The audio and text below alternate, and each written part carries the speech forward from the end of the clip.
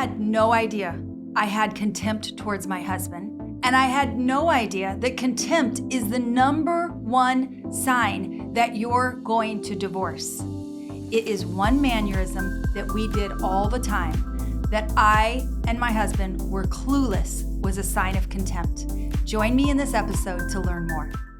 I'm Julia Woods, coach, trainer, and founder of Beautiful Outcome. I love helping couples see and understand each other so that you can spend your precious, very limited time laughing and enjoying life together. Today, we're going to talk about this really interesting thing called contempt. I had no idea what it was, but according to John Gottman, he says it is the most corrosive behavior in marriage and the number one predictor that a couple will divorce. According to Cambridge Dictionary, contempt is a strong feeling of dislike or having no respect for someone or something. Now, according to Webster's Dictionary, contempt is an act of despising, disdain, or seeing someone as below you. Now, I am not proud to say, the reality is I saw myself above my husband in more areas than I would like to count.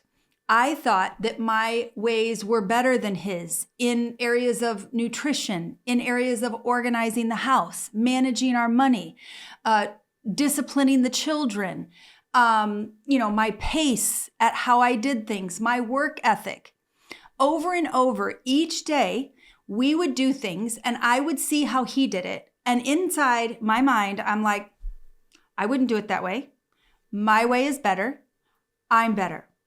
Every time I judged him, every time I got bitter and resentful that he didn't want to do it my way, each of those moments I was building contempt.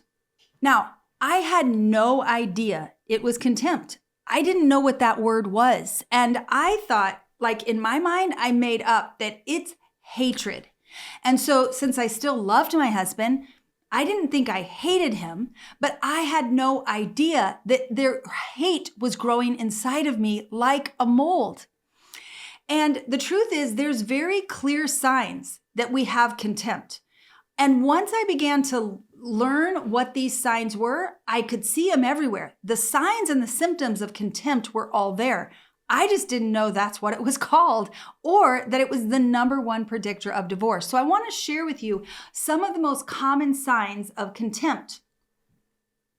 So one of the first ones is tuning out what your spouse is saying. Rolling your eyes. That is the mannerism that my husband and I both did to each other all the time. But we had no idea it was a sign of contempt. Interrupting what your spouse is saying. Finishing their sentences because you think you're going to finish it better than they are. Correcting what they're saying. Pointing out where your spouse is wrong. Mocking your spouse. Deep sighs when they say something. Minimizing tone in your voice. Sarcasm towards what they're saying. Fixing what he would, whatever he does, they do something in the house, you go behind him and you fix it, or a look of disgust towards them. I did all those things. And the powerful thing is, it isn't like I've just magically healed. Like those things still show up. The other day, I just found myself rolling my eyes at my husband at something he said. And I thought, oh, that's one of those signs. I need to look at myself and see what this contempt is about. So what I do as a transformational coach comes from the understanding that as human beings, what we believe produces what we think, which produces what we feel, which produces what we do. So when I'm rolling my eyes at my husband, it's based on what I'm believing. What I believe is bringing the thoughts that I'm thinking, which is bringing the feelings of disgust and frustration and belittling, which is producing the eye roll. So there are some very key beliefs that we tend to believe when contempt shows up. Now, these beliefs we tend to keep hidden. We don't realize we believe these things, but I'm going to share them with you. And I'm going to invite you just to write down any that resonate with you as things you might sometimes think or believe to be true about your spouse. or about your marriage. So one of the common beliefs that produce contempt is my way is the right way. I know better than you. I am smarter than you. You don't have a clue. Something is wrong with you. What I want is more important than what you want. My ideas are better than yours. I know the right way to do this. I'd love for you to take a minute and write in the comments below any of those beliefs that you recognize you have, because the power of acknowledging we have these beliefs, these are human. We all have them. We can't live in the world and be around people who see things so different from how we see them and not bring ourselves to think these thoughts. So I had a lot of those beliefs. My husband and I were raised very differently, and I saw a lot of choices that he made in his teenage life that what I chose to believe about that was that I knew better. I didn't want our kids to make the choices he made. So in my mind, I believed better.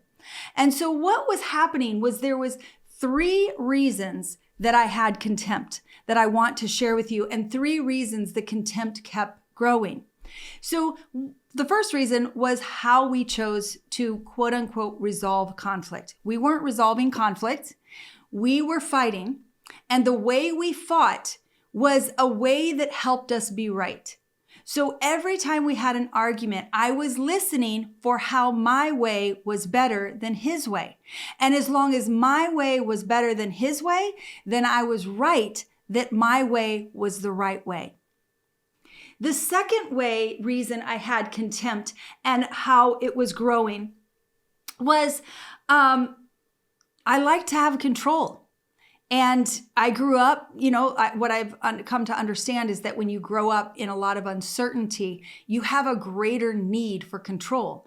And I have a pretty big need for control. I've learned to move that into self-control. But for many years of our marriage, I wanted to control things. And so in order to give myself permission to control, I needed to believe that my way was the right way. So I kept gaining more contempt in order to let myself be in control. Now, of course, that was all subconscious. I didn't realize that's what was happening, but that was another reason I was building contempt. And then the third reason I was building contempt is because I was trying to protect my ego and my self-worth. The more I could think that my way was the right way, the more I could feel good about myself. But underneath all that arrogance that I was growing was a much more realistic aspect of low self-esteem and feeling very lowly, feeling very inadequate.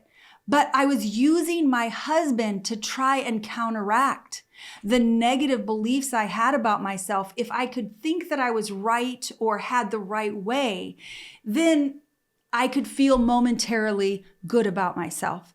All the while, I was destroying my marriage.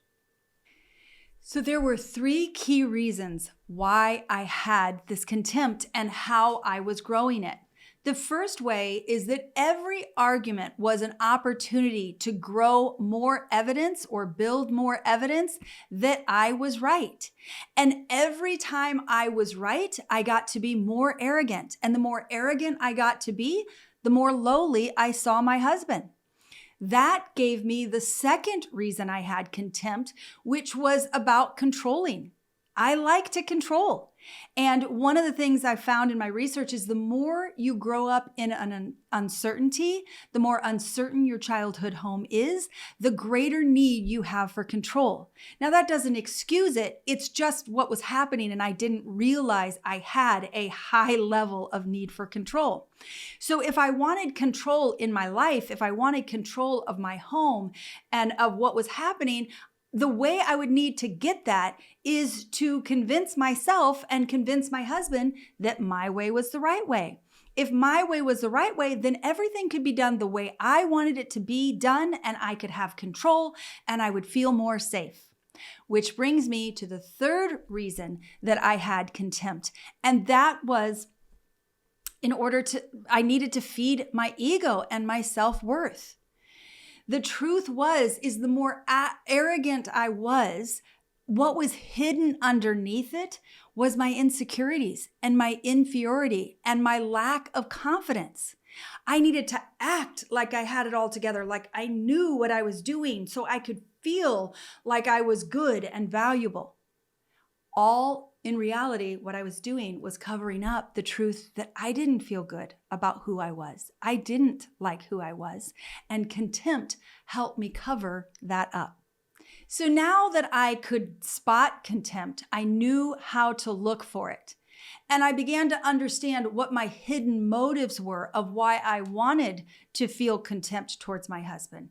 Now I stepped into actually healing the contempt and transforming the contempt, my relationship with it. And that came through these 3 things. The first thing was changing my beliefs, shifting my beliefs. I began to recognize that what I longed for was connection. And as long as I was wanting to be right, I couldn't connect with my husband. So if you think about that, if I see myself as above my husband, it's pretty hard for him to connect with me up there. And the moments I saw myself below my husband, it's pretty hard for me to connect with him when he's up there. So the powerful thing is I began to look at, how could I connect with him? If it wasn't about being right or wrong, then what else could it be? It could just be different.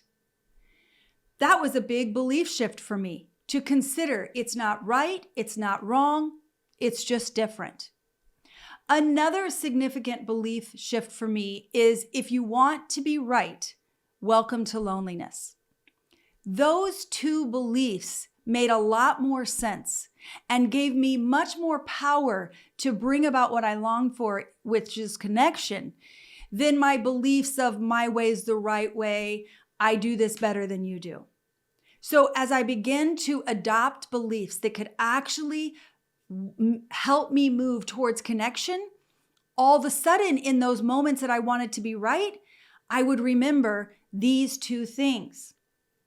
Now, the second step that I took was begin to really discover how to resolve conflict. If I didn't need to be right in a conversation, then conflict could actually be an opportunity to discover, an opportunity to learn about what brought my husband to do things the way he did it, what brought me to do things the way I did it. If it wasn't right, if it wasn't wrong, then what could we learn from each other? And how could we come together to create not his way or my way, but our way? And that began to open up our ability to resolve conflict rather than to use conflict as evidence to make ourselves right. And the last step that I took, which has been hugely powerful and continues to be powerful, is getting to know my shadow. Getting to know the things I'd rather not admit to myself, like how arrogant I can be, my need to feel superior, and how prideful I can be, and egotistical, and my desire to control and manipulate, and how envious I can be, and lustful, and narcissistic, and all these other things that as humans, we really like to not discover.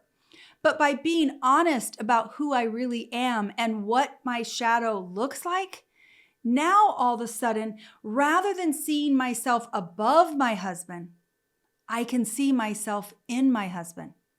And when we can see ourselves in each other, we can stand shoulder to shoulder, walking through life, learning and discovering how to have self-control, how to be the person we want to be in each conversation, in each opportunity.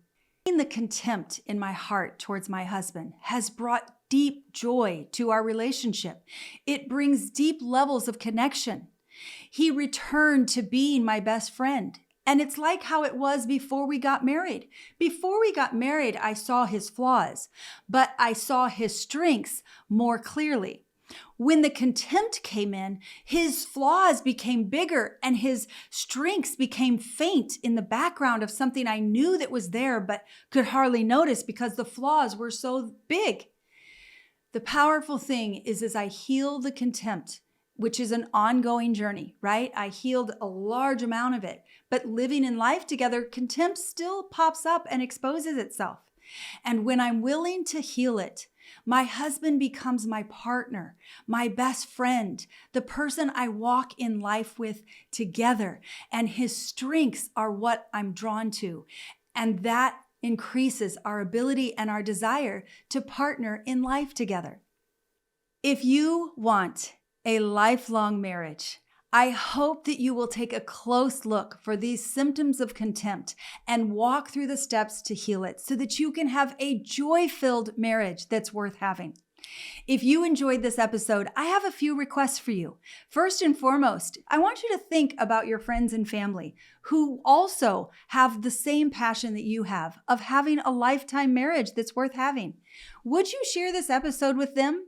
And then below this video, would you do a few things? Like the video, share a comment of one thing you're taking away, and make sure you subscribe so you can get each episode. I'll see you next week for another lesson in growing the marriage that you long for. Hey, hon. Can I ask for some feedback? Is there any place recently where you felt like I was like representing that my way was better than yours, like being arrogant about something? Where? Cleaning the countertops. Okay, that's true. But my way is better.